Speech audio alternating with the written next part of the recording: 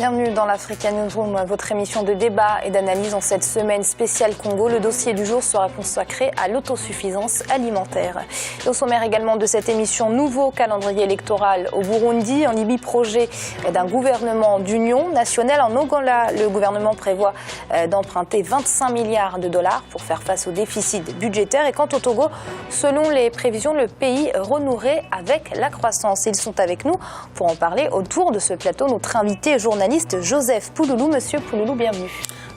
Merci de m'avoir invité. Et bien évidemment, nos éditorialistes, Malik Hacher. Malik, merci d'être avec nous. Merci Amira, bonsoir à ceux qui nous regardent. Et Daouda Tal. Daouda, bienvenue. Merci Amira, bonsoir à tous nos téléspectateurs. Et tout de suite, c'est l'info du jour.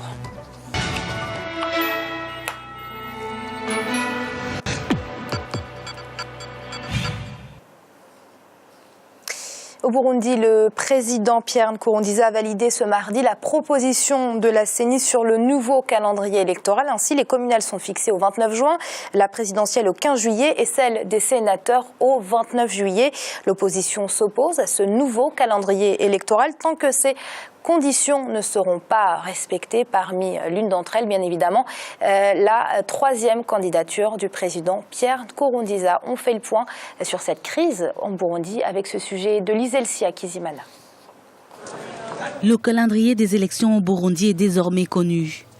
Le président de la République, Pierre Nkurunziza, a validé par décret ce mardi 9 juin la proposition de la commission électorale indépendante. Cette dernière s'est réunie à 3 puisque les 2 autres membres ont démissionné.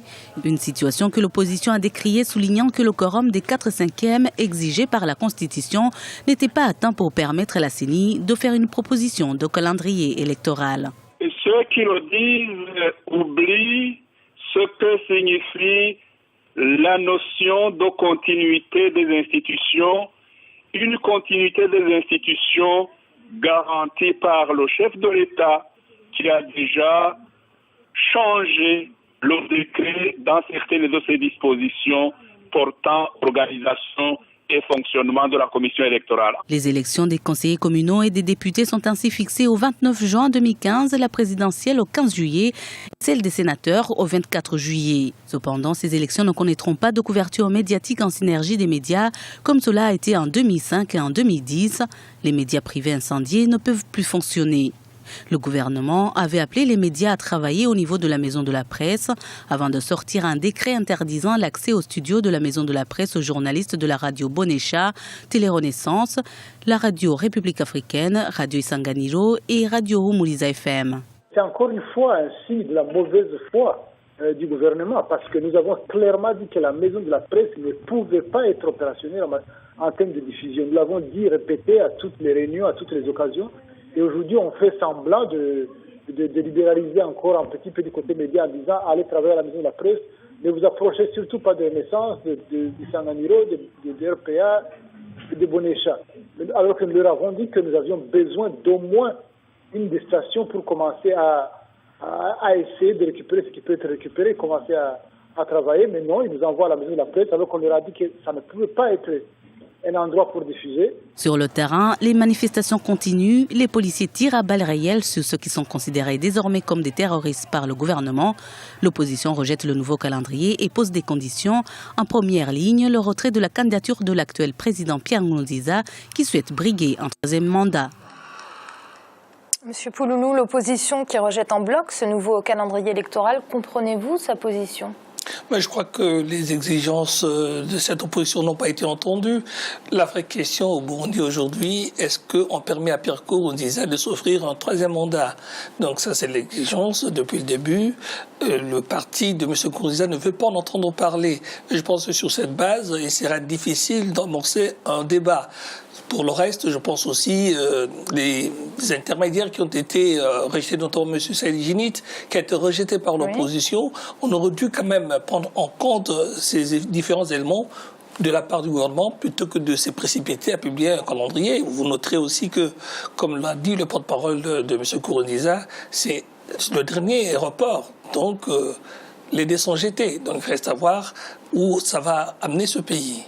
Oui, parce que Malik, après, on ne respecte plus les délais constitutionnels. Oui, il me semble que le dernier délai, c'est le 26 juillet. 26 juillet, voilà, pour permettre la tenue d'élections. Maintenant, moi, je l'ai dit, le point de tension, c'est le 3e mandat. On fait un report et la question est latente. La question restera au menu. Et Pierre Nkurunziza, je l'avais dit ici, finalement, il a gagné d'avance. Il a gagné cette élection parce que le coup d'État est arrivé au meilleur moment. Et parce que ça va le renforcer. Et vous avez vu aussi que les membres de la communauté des États d'Afrique de l'Est, l'Ouganda, de Museveni, le Rwanda de Paul Kagame, qui sont habitués justement... Un peu sur la même ligne. Qui sont sur la même ligne et habitués au mandat présidentiel, au cumul des mandats, je dirais, apportent... Je dirais une onction, même s'ils n'ont pas un déterminisme sur l'avenir du Burundi, mais c'est une forme d'onction accordée à Pierre Nkurunziza qui peut parfaitement poursuivre son mandat, un autre mandat à la tête du pays. Daouda, on a du mal à comprendre quelle peut être la marge de manœuvre de l'opposition dans un tel contexte. Oui, elle est quasiment nulle, Amira, la marge de manœuvre de l'opposition, étant donné qu'elle a fait ce qu'elle a pu. Et d'ailleurs, moi, il faut se demander finalement quelle est la marge de manœuvre des manifestants, parce que les manifestants ne militent pas forcément dans les partis de l'opposition. Et aujourd'hui, ils sont quand même violentés, et à mon avis, le mouvement s'essouffle. Et c'est très regrettable. Et quand on voit le communiqué qui est sorti hier, moi j'ai eu l'occasion de le consulter sur le site de la présidence burundaise, ça fait table rase sur la situation. En fait, c'est juste un communiqué pour dire on va aller aux élections à telle date, etc. Il n'y a même pas une compassion vis-à-vis des victimes, il n'y a même pas une déclaration sur la situation même et où va le pays, effectivement, comme notre invité le disait. Bon, là, c'est quand même très regrettable et c'est d'autant plus regrettable que la communauté des États d'Afrique de l'Est n'ait pas pu faire quelque chose, contrairement à la CEDEAO, par exemple, qu'on a pu constater sur la crise du Burkina Faso, etc. Il y a un vrai leadership qui manque à ce niveau, mais comme Malik l'a souligné, c'est sans doute que les mêmes présidents sont dans la même situation, en fait. Monsieur Pouloulou, vous vouliez rajouter un mot? Oui, je voulais juste compléter, parce que le problème dans tous ces pays d'Afrique, c'est qu'on positionne le dialogue à la fin du mandat. Alors que quand ces présidents arrivent aux affaires, ça se passe déjà très mal. Pendant les élections, il y a des contestations et rien n'est fait pour apaiser la tension, pour faire baisser la tension et préparer les prochaines échéances. Et on attend toujours le dernier moment pour amorcer des dialogues que l'on sait évidemment piper d'avance, voilà. Et autre crise, on parlait du Burundi, on va désormais parler de la Libye. Va-t-on vers un gouvernement d'union nationale dans ce pays? La signature d'un accord entre les groupes rivaux réunis au Maroc depuis ce lundi 8 juin est très attendue dans le pays, mais aussi par la communauté internationale, puisque cet accord qui devrait permettre de mettre fin au chaos dans le pays, bien évidemment, s'il devient une réalité. Ibra Khadendiaï. Lueur d'espoir en Libye. La mise en place d'un gouvernement d'union nationale se dessine pour ce pays. Les parties rivales libyennes réunies au Maroc semblent positives quant au dernier projet d'accord allant dans ce sens. Mais certains analystes déplorent la légitimité accordée aux groupes armés qui sont invités autour de la table des négociations. Il s'agit donc de la signature éventuelle d'un accord national de réconciliation. Il comprendrait donc le paradoxe actuel de la situation, c'est-à-dire un gouvernement actuellement qui est basé à Tripoli, il y a un autre gouvernement qui est basé à Tobrouk. Sauf que la communauté internationale aujourd'hui reconnaît le gouvernement de Tobrouk. Et il s'agit pourtant, dans cette réunion-là du Maroc, de mettre sur les mêmes pieds d'égalité des représentants reconnus à des représentants qui en gros représentent les bandes armées. Mais enfin, la situation et le conflit libyen aujourd'hui dans une situation telle qu'il faut trouver une solution. Une solution évidemment qui permettent d'avoir un gouvernement d'union nationale qui règle le problème. Réunis depuis ce lundi 8 juin à Skirat, une station balnéaire proche de Rabat, les représentants des deux parlements rivaux libyens discutent des conditions d'accord pour mettre fin à la guerre fratricide que connaît le pays depuis plusieurs mois. Mais d'autres alternatives sont sur la table, notamment la solution proposée par l'Égypte. L'Égypte a une autre approche. Une approche, encore une fois, qui consiste donc à réunir plutôt les chefs de tribus, trouver une solution populaire à partir donc des représentants des populations non élues, mais traditionnelles. De toute façon, personne n'est élu dans tout cela. Et donc, cette solution-là est probablement la solution de la dernière chance. C'est-à-dire que nous avons une solution aujourd'hui qui consiste donc à avoir un gouvernement d'union nationale, ce qui est tout à fait possible, mais de mon point de vue très peu probable, en tout cas dans une pérennité plus sérieuse, ou alors on reviendrait à la solution égyptienne. La logique égyptienne est plutôt une solution musclée si tout cela échoue. Les participations aux négociations espèrent la signature de l'accord avant ce 17 juin 2015. Malik, 2 gouvernements rivaux, une situation sécuritaire désastreuse, Daesh qui est rentré un peu dans ce chaos. Comment on en est arrivé là, en Libye, en quelques années? Très complexe. Première chose qu'il faut noter, c'est que l'intervention de l'OTAN, à mon avis, a été une mauvaise chose. C'est la première des choses. Deuxièmement, c'est le manque de responsabilité du CNT et du Congrès général national qui a pris ensuite les rênes, qui a refusé le verdict des urnes. Et puis, il y a un opportunisme, je pense, mal placé du gouvernement de Tobrouk, qui a essayé finalement de dire voilà, nous sommes certes légitimes, mais au vu de la situation, nous allons constituer un parlement, un gouvernement annexe, alors qu'il y en a déjà un à Tripoli, et nous allons même constituer notre armée. Donc on est sur cette situation-là, 2 armées, 2 gouvernements, 2 parlements. Il y a des choses qui sont plus complexes, bien évidemment, et cela relève justement de la situation qui a suivi le renversement de Muammar Kadhafi. Vous n'avez plus eu d'État quand il y a eu...